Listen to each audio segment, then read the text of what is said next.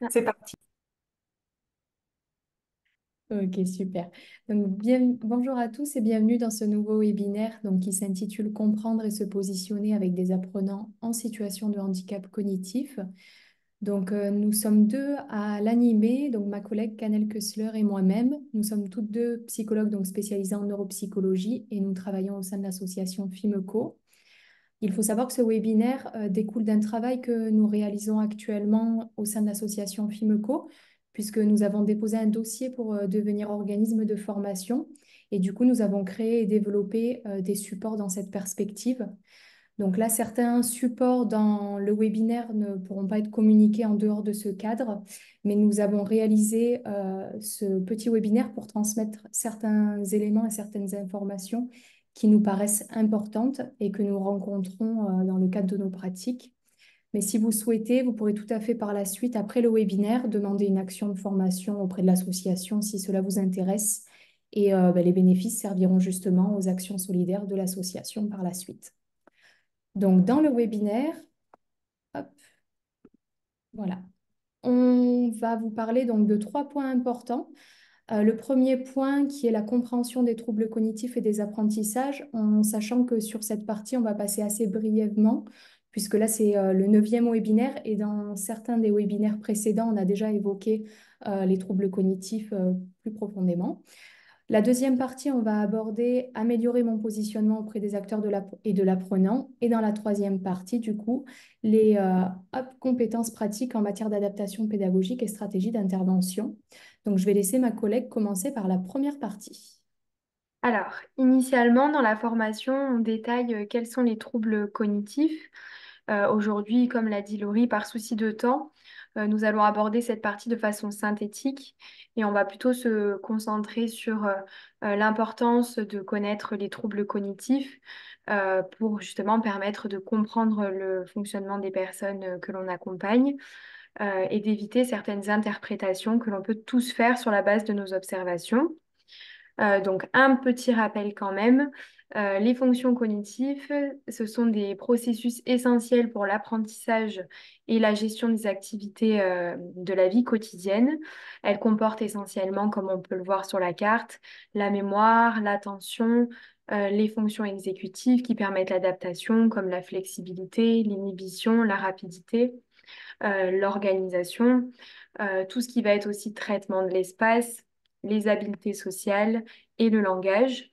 Donc un trouble cognitif, c'est un trouble qui touche l'une ou plusieurs de ces fonctions-là, comme un trouble de la mémoire ou un trouble de l'attention. Ils peuvent apparaître à la suite de divers événements de vie, comme un traumatisme crânien, un AVC, ou être présents dès l'enfance dans le cadre de ce qu'on appelle les troubles neurodéveloppementaux, comme le trouble de l'attention ou le trouble du spectre de l'autisme. Les troubles cognitifs sont souvent invisibles, ce qui peut conduire à des interprétations erronées de certains comportements. Euh, nous allons prendre l'exemple de Maxime, qui a 19 ans, qui est en formation professionnelle en mécanique automobile. Il a un trouble de l'attention sans hyperactivité, donc ce qu'on appelle un TDA. Il montre un intérêt sincère pour sa formation, mais il rencontre des difficultés notables à suivre les cours, à mettre en pratique ses apprentissages. Certains formateurs commencent à penser qu'il n'est pas assez motivé. Le père de Maxime, quant à lui, pense qu'il manque de maturité et de rigueur. Donc régulièrement, Maxime, il a des commentaires comme il ne fait pas d'efforts, il manque de sérieux. Et lui, il se sent dépassé malgré ses efforts et de plus en plus anxieux à l'idée de ne pas réussir sa formation. Alors, voici les exemples d'interprétation. Attention, l'objectif ici n'est pas de culpabiliser ni les formateurs, ni les accompagnateurs, pardon, car en réalité, nous faisons tous des interprétations de ce que nous observons à l'aide de nos connaissances. Ici, ce qu'on veut mettre en évidence, c'est que nos interprétations, elles sont très souvent influencées par ce que nous connaissons et elles peuvent être finalement diverses et variées en fonction de ça. Donc, par exemple, ici, Maxime ne fait pas d'efforts en cours, il est souvent distrait. L'interprétation qu'on peut avoir quand on ne sait pas, c'est que Maxime, il est perçu comme non motivé ou paresseux parce qu'il semble souvent inattentif en classe et ne participe pas beaucoup, ce qui peut se comprendre. Mais finalement, quand on a l'explication neurocognitive, on peut se dire que ben, les troubles de l'attention rendent difficile sa capacité à rester concentré pendant une longue période et que finalement, c'est pas un manque d'intérêt ou d'effort, mais un déficit attentionnel qui l'empêche de maintenir son focus. En ce sens, la connaissance des troubles cognitifs, elle permet d'avoir une grille de lecture qui va faciliter l'accompagnement, la bienveillance, mais aussi la mise en place des adaptations. On a souvent aussi des questions, et à juste titre, de la personnalité. C'est vrai que parfois, ça peut être difficile de distinguer ce qui relève d'un trouble cognitif de ce qui est lié à la motivation ou à la personnalité de l'apprenant, surtout chez les jeunes. Donc, comprendre les troubles, ça permet aussi de pouvoir en discuter ouvertement avec l'apprenant, ce qui permet de clarifier un petit peu ces situations où on ne sait pas trop et d'ajuster l'accompagnement de manière appropriée. Ça permet aussi finalement, quand c'est possible, de pouvoir s'appuyer sur l'entourage pour mieux connaître la personne ou sur les professionnels qui l'accompagnent. Donc, pour faciliter le repérage et ouvrir la communication à ce sujet, on a créé des petits outils avec la formation, notamment des fiches théoriques qui récapitulent tous les troubles cognitifs, les troubles des apprentissages, mais aussi, comme on sait que ça peut être difficile de qu'est-ce qu'on va questionner pour savoir quelles sont les difficultés, on a fait un petit questionnaire qui permet justement d'aller chercher quelles pourraient être les difficultés cognitives et comment elles se traduisent en formation. Alors, pour la seconde partie, donc concernant le positionnement auprès des acteurs et de l'apprenant, donc ce qui est déjà très important, c'est de penser sa propre place en tant qu'accompagnant pour être au clair avec sa posture et son identité professionnelle. Parce que du coup, le fait de travailler auprès de l'humain et surtout dans le cadre d'un accompagnement, on a un petit peu son cadre de travail dans sa tête. Et donc, c'est pour ça que c'est important d'avoir une ligne directrice qui est claire pour garder une vigilance constante quant à ses missions. Donc, si on revient déjà sur le terme principal en tant qu'accompagnant, ce qui revient souvent, c'est les termes comme guider, aider. Donc, si on revient un petit peu sur les définitions de ces termes-là, le terme guider, c'est la définition, c'est finalement c'est diriger, c'est-à-dire faire aller dans une certaine direction. Donc, c'est dire à l'autre ce qu'on pense le mieux, ce qu'on pense que c'est la meilleure option. Par exemple, un exemple dans la vie quotidienne, si vous devez guider quelqu'un dans le métro, finalement, vous allez lui indiquer un itinéraire précis, peut-être parce que c'est celui que vous connaissez, que vous utilisez ou que vous pensez le plus rapide. Le terme aider, là, c'est faciliter, faciliter une action. Donc, ça revient à appuyer, protéger, sécuriser. Donc, c'est parfois faire à la place d'eux. Et donc là, toujours avec cet exemple au niveau du métro, ben, si vous devez aider quelqu'un, cette fois-ci, vous allez lui montrer peut-être le chemin ou même lui écrire finalement les indications pour qu'il puisse les suivre. Donc là, vous êtes vraiment dans une posture où vous allez aider. Nous, on va parler là du coup du terme accompagner en tant qu'accompagnateur d'apprenants en situation de handicap cognitif. Et du coup, accompagner, c'est vraiment être avec la personne et aller vers un but commun. Et c'est vraiment une posture professionnelle spécifique qui revient à être une relation vraiment interpersonnelle qui va être collaborative. Vous allez vraiment dans un but commun qui va être ici favoriser l'autonomie. Et c'est vraiment, vous allez vous ajouter à la personne pour pouvoir l'accompagner. Donc, les points clés par rapport à cette posture professionnelle, comme je l'ai dit déjà, c'est d'être au clair avec son identité professionnelle et ses missions, pour avoir vraiment cette ligne directrice en tête. D'avoir, comme l'a dit Canel juste avant, cette connaissance du handicap pour avoir vraiment des clés de compréhension sur les difficultés, les troubles de l'apprenant, c'est vraiment important. D'être dans une posture d'écoute active, ça c'est aussi également important. Donc, c'est vraiment dans la formation, on aborde plusieurs techniques de collaboration, de communication, mais l'écoute active, ça fait partie d'une technique de communication qui utilise le questionnement, la reformulation afin de s'assurer de la bonne compréhension du message de son interlocuteur pour vraiment être voilà, dans ce positionnement avec l'apprenant de manière collaborative. Ne pas oublier derrière le handicap, comme l'a dit Canel juste avant, la singularité de chacun, donc la personnalité aussi de l'apprenant. Et tout ça nécessite bien entendu un ajustement permanent puisque en tant qu'accompagnateur, ben, l'accompagnement va se faire sur un certain temps et la situation va sûrement évoluer, que ce soit au niveau du handicap, au niveau de la personne, au niveau de la formation, des objectifs. Donc voilà, tout ça nécessite de s'ajuster en permanence. Donc, il y a vraiment un travail d'équipe et de collaboration et un équilibre à trouver parce qu'en tant qu'accompagnateur, vous êtes avec l'apprenant, mais il y a aussi toute une constellation d'acteurs tout autour puisqu'il y a le formateur ou l'enseignant, il y a aussi les autres apprenants, les autres élèves, l'institution au sens plus large. Donc, il y a voilà, toute cette constellation d'acteurs divers autour et on est vraiment sur voilà, un peu un fil conducteur de l'accompagnement et notre but commun, c'est de favoriser l'autonomie. Donc, le premier point d'étape, c'est vraiment cette compréhension de la situation, donc de recueillir le maximum d'informations qu'on puisse avoir à notre disposition pour essayer de comprendre, de pouvoir définir des objectifs concrets, clairs, en accord avec tous les acteurs, donc des objectifs clairs avec l'apprenant, mais vraiment avec toutes les parties prenantes, pour savoir dans quelle direction on va. Et on va le voir avec Canel juste après par rapport à des objectifs justement SMART. Et c'est à ce moment-là aussi qu'il est important de clarifier ben, son identité professionnelle et donc ses missions avec tous les acteurs. De faire des points d'étape régulièrement pour pouvoir justement analyser et ajuster les objectifs au fil du temps. Peut-être voilà, complexifier les objectifs si on voit qu'on a avancé ou justement les réadapter, les réajuster si on voit qu'ils sont trop difficiles pour l'apprenant. Il est important aussi, du coup, de penser ses propres outils, ce qu'on va utiliser auprès de l'apprenant. Alors, nous, dans le cadre de la formation, on parle de l'approche, d'une approche qui est la métacognition et qui vise vraiment à favoriser l'autonomie de l'apprenant. Donc là, c'est par exemple un support d'accompagnement que nous avons créé pour la métacognition, mais je vais vous en parler un petit peu là sur le webinaire. Donc la métacognition, donc le préfixe méta qui signifie après, au-delà, donc c'est vraiment la réflexion, puis cognition qui sont nos facultés mentales.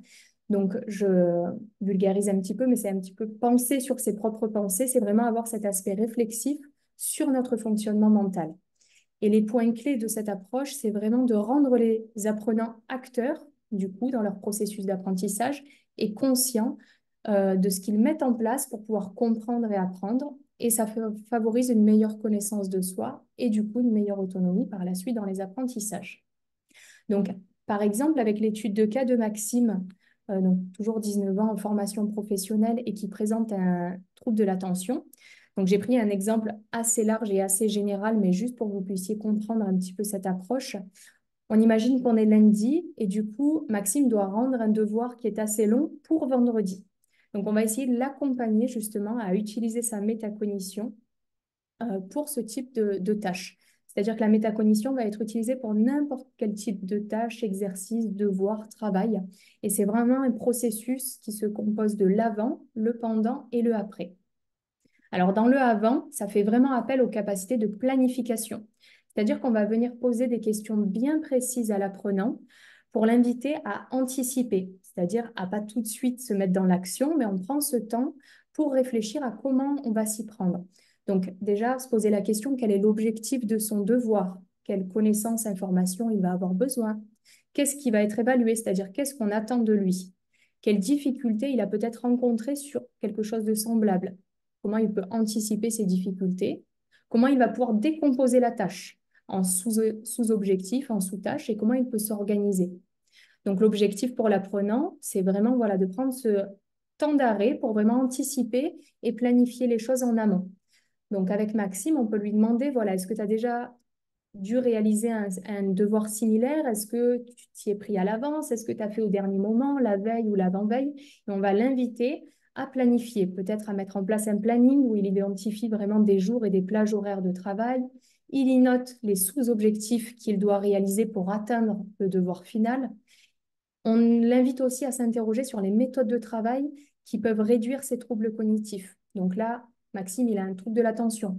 On peut lui proposer, est-ce que tu as déjà utilisé la technique de Pomodoro, qui est vraiment, qui vise à des sessions de concentration de 25 minutes, généralement avec une pause de 5 minutes, puis on reprend 25 minutes.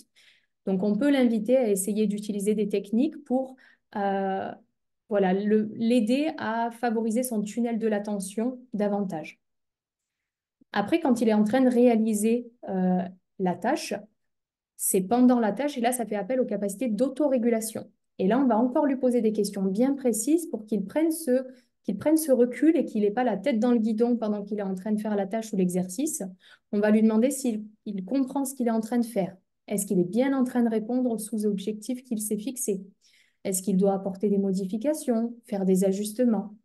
Et est-ce que les techniques qu'il utilise lui permettent d'atteindre ses objectifs aussi?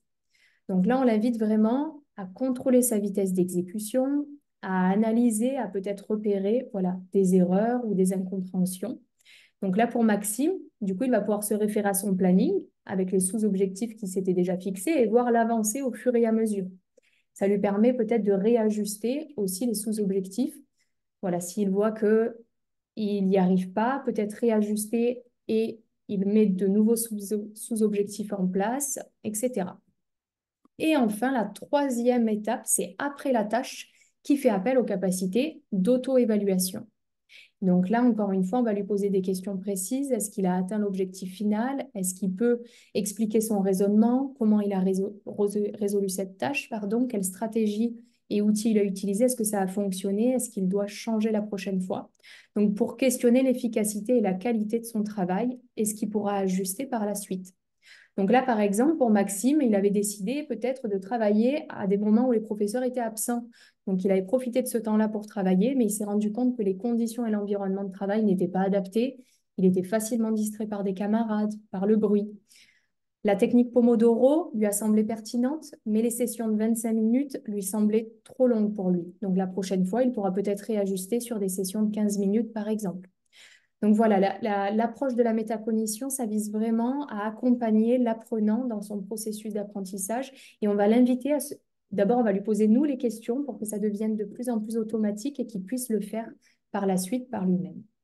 Et je laisse ma collègue terminer sur les moyens de compensation. Alors, il existe des aménagements de l'environnement pour compenser les troubles, comme par exemple les logiciels de correction d'orthographe pour les personnes qui ont une dyslexie. Ces éléments-là, on les aborde plus en profondeur lors de la formation. Là aussi, par souci de temps, aujourd'hui, nous allons nous concentrer sur l'importance de se fixer des objectifs dans l'accompagnement. Alors, on peut se demander finalement pourquoi se fixer des objectifs. Premièrement, les objectifs, ils permettent d'établir des buts précis, ce qui va nous guider dans notre accompagnement. Donc, finalement, de façon un petit peu plus simple, ça permet de savoir où on va. Les objectifs, ils permettent aussi de motiver, d'engager chaque acteur vers la réalisation de cet objectif. Donc, si tout le monde est d'accord et si les objectifs sont atteignables, chacun va fournir les efforts nécessaires pour réussir. Les objectifs, ils permettent aussi de mesurer, d'évaluer, parce que quand on sait quel est notre but, on peut aussi voir si on arrive à l'atteindre, s'il y a des difficultés, et donc ça permet aussi derrière de pouvoir ajuster les stratégies de soutien aux besoins. Se fixer des objectifs, ça permet aussi de personnaliser l'accompagnement parce que finalement, ils vont dépendre de la personne accompagnée. On ne va pas avoir les mêmes buts avec tout le monde, ce qui assure un soutien individualisé. Et enfin, les objectifs permettent de coordonner les efforts, donc de faciliter la collaboration avec les personnes autour de l'apprenant. Aujourd'hui, notre but, ça va être de vous présenter les objectifs qu'on dit SMART. Donc, S pour spécifique, mesurable, A pour atteignable, R pour réaliste et T pour temporellement défini. Un objectif qui est spécifique, c'est-à-dire c'est que c'est un objectif qui doit être clair et précis.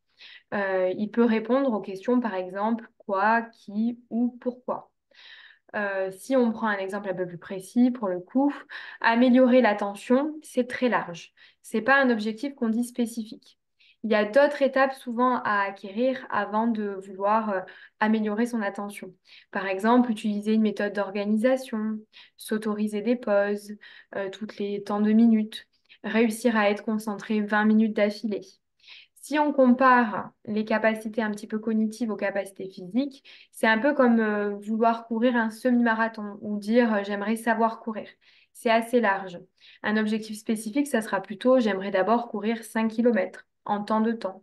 J'aimerais courir 10 kilomètres, etc. Un objectif dans la méthode SMART doit être aussi mesurable, c'est-à-dire il doit pouvoir être quantifié. Par exemple, utiliser un chronomètre pour mesurer le temps d'attention. Ça nous permet de voir l'évolution et ça permet aussi de favoriser la motivation. Un objectif doit être atteignable, c'est-à-dire qu'il doit être réalisable en fonction des capacités de la personne et des ressources disponibles. Par exemple, savoir rester concentré 20 minutes avec cette méthode d'ici un mois. Ou pour l'exemple de la course à pied, courir 5 kilomètres d'ici 2 semaines. Un objectif doit être réaliste, c'est-à-dire qu'il doit tenir compte aussi des contraintes et des contextes spécifiques de l'apprenant.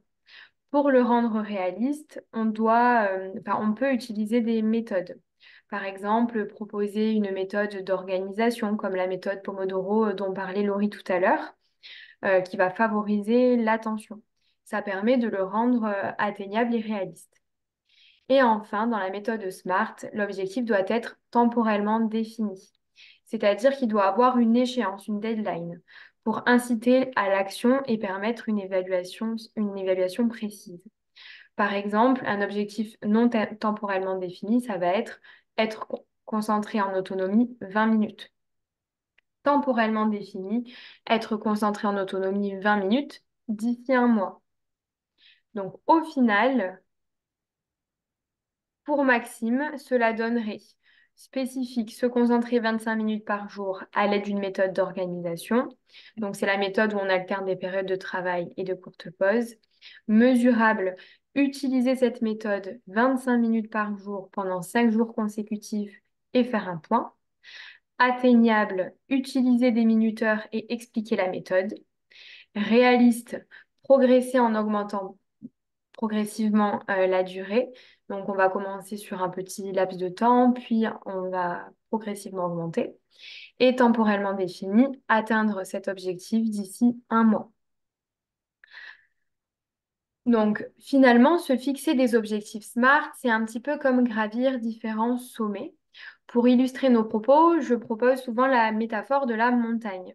Si on souhaite gravir le plus haut sommet de la montagne, donc le troisième, il va être important ou recommandé de passer par des sommets intermédiaires.